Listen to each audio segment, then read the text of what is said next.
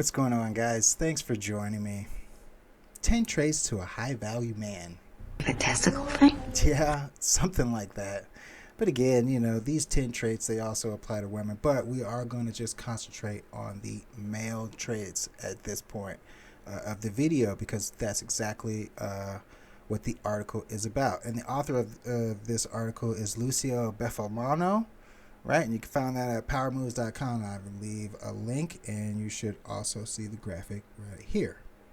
So, number one, I'm going to cover because it's a little bit extensive, and it's very important that since this is number one, that this gets covered first. It's called emotional intelligence, and it was coined by Daniel Goleman. So I'm just going to run through here and tell you exactly what the main points of emotional intelligence: knowing one's emotions, okay, managing these emotions, right, motivating oneself, recognizing others' emotions, which sometimes that could be difficult as a man, and handling relationships. And that goes again with recognizing others' emotions and being able to read and feed off of other people, basically to receive and send, right? And so studies have proven, apparently, that women can express their emotions much better than men. Remember, this is not a competition. I don't think it is, but again, men have apparently a rosier view of relationships compared to women. Wow, really? I suppose, but the top men and women, apparently it's similar. Mind in medicine, people high in hostility and prone to anger outbursts. Anger leads to hate. Hate leads to suffering. Are 7 times more likely to die by age 50. That's higher than high cholesterol, blood pressure, and smoking even, So family crucible also plays into this emotional intelligence. So however the family structure might be set up, whether it be a 2-parent family system, and how the parents transferred the emotions to their children play a huge part in that family crucible. Also, trauma and emotional relearning. So when you have tragic experiences in your life, that also becomes embedded in your mind. And over time, when other things start happening to you, these memories can trigger off, into a memory recall, and they can also lead to, uncontrollable reaction, something like that, pretty much. And a Machiavellian in nature perspective on life, So if you don't know what a Machiavellianism is, it's basically, in a basic term, a person that views the world as half empty, and that man is generally self-serving, and with little purpose for any good for mankind in general. That's just my definition. That's just, I guess, pretty much how I see it. But you can always look on a dictionary site, go find out what the definition is yourself, and get back to me in the comments if I'm wrong. Self-awareness and self-management, personal drive, okay, and identifying what they want to achieve with drive, and facilitating and drafting a plan towards that end, and also, adjusting. Stay the course.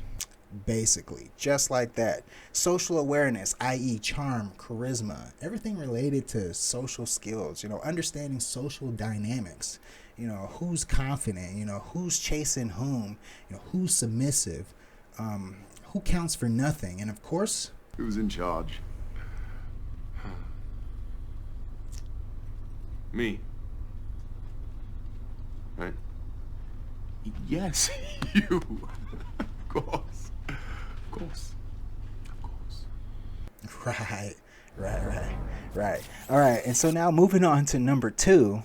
All right. And has purpose. A man knowing a why in life always seems to be on a bigger purpose, and is viewed as the unavailable man because of that purpose, which could ultimately leave one scarce and not being around because you're driven to that purpose. But again, there is a balance to be had, and I can talk about that later. All right. And number 3, he takes care of himself, right? He eats well. He keeps learning to invest in himself. And of course, he exercises.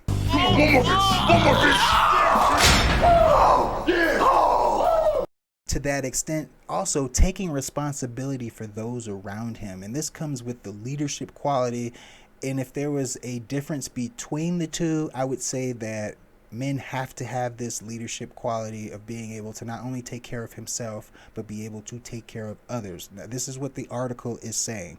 So women do not generally have to have this trait in order to, they don't have to have this leadership trait in order to be perceived as a high value woman. But far as a man, he has to have this leadership trait in order to be perceived as a high value man, just to let you know. And basically number 4 and number 5, yeah, he has high self-esteem, and he can generate that self-esteem. And with number 5, he generates his own self-esteem. And this also goes with the term the anti-fragile ego. All right. And as I like to put it, basically the numbers count for nothing, and I can cover that in another video. And he's not afraid to stand up for what he believes in. That goes with the anti-fragile ego, by the way. He's not afraid to stand up for what he believes in because he doesn't need your approval. Perfect, detective. My shenanigans leading to a break in the case. That is quintessential Decker style. And the eye roll. Now you're getting it. Yeah, unfortunately. That's pretty much how this goes.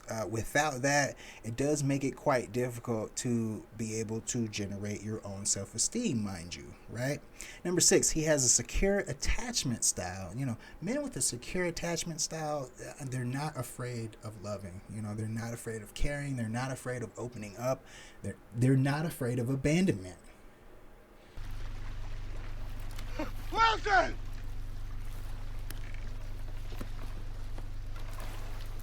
Wilson! I guess at least the human abandonment, I suppose.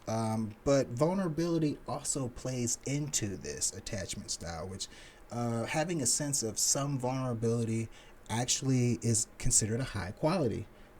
Because you're able to show courage to oneself, you know, including your flaws, including things that you may not be the most proud of, but you're able to show that you are a human being as a man. And sometimes that is quite difficult, especially the way society is built. Doesn't allow for men to generally do that. So you do have to be careful who you show even just the slightest vulnerability to. So be careful with that one. But it does show that he can be genuine, you know, he can be more honest because he's not afraid of covering up his shortcomings. You know, he's not afraid to be able to say, hey, I screwed up, right? And then he's not abusive. You know, he doesn't need to prove his masculinity by dominating other individuals. You know, a lot of the times, you know, we as men, it seems like in society always are having to prove ourselves to not only you know, people in the same gender, other males, but also females as well. All right. Number 7, power dynamics. So him understanding power dynamics is also another part of this. You know, what's fair and what's not fair.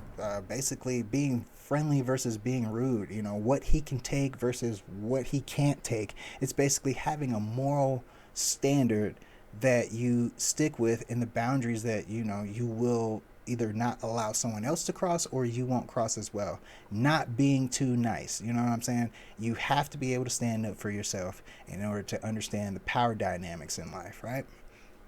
Number 8, he's honest to his own value system. So that goes pretty much sort of with the power dynamics, but you also are building this system of which that you live by, basically having your moral compass set up to where, you know, let's just say, for instance, you know, you don't get into a relationships that, you know, you don't really plan on being with that person. When you know you just want to mess around, you don't tell someone you're going to get into a relationship with them, right?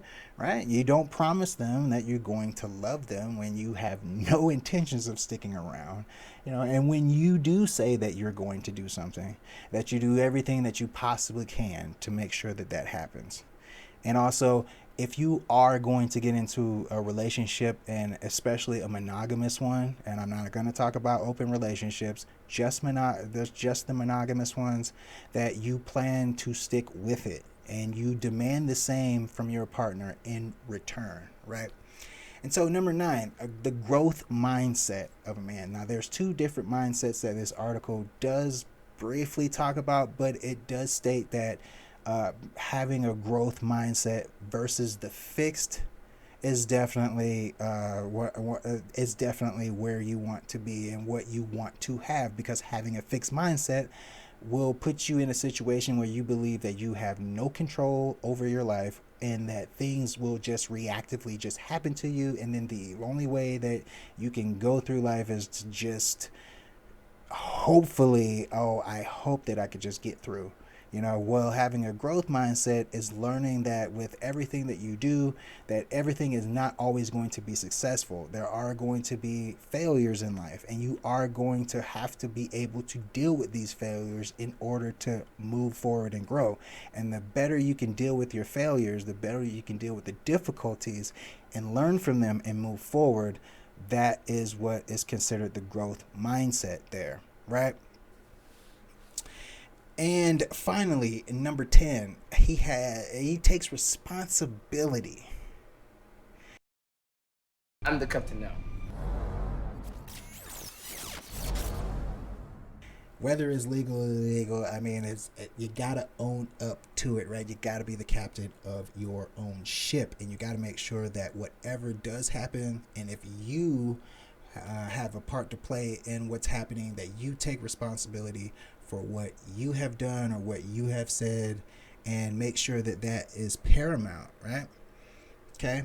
And with that responsibility, you got to be able to take in the feedback, take in the criticism, take in everything that comes in your way. Doesn't mean that you have to accept the definition of what maybe what other people are saying, but you definitely have to take in that criticism and process it and be able to learn from it.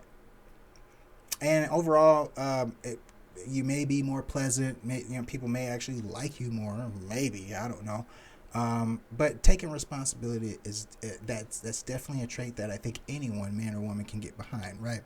At the end of this article, it does say that balancing all this is very key, because confidence is one thing, and narcissism, too much, is exactly what that is. You don't want to be full of yourself, but at the same time, being too vulnerable and too emotional can lead to the crybabyism that neither man nor woman want to deal with at all, right?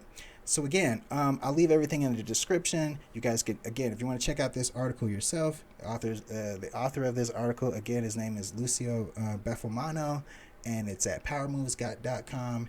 And again, I'd like to thank you guys for joining me, and you guys have a great day.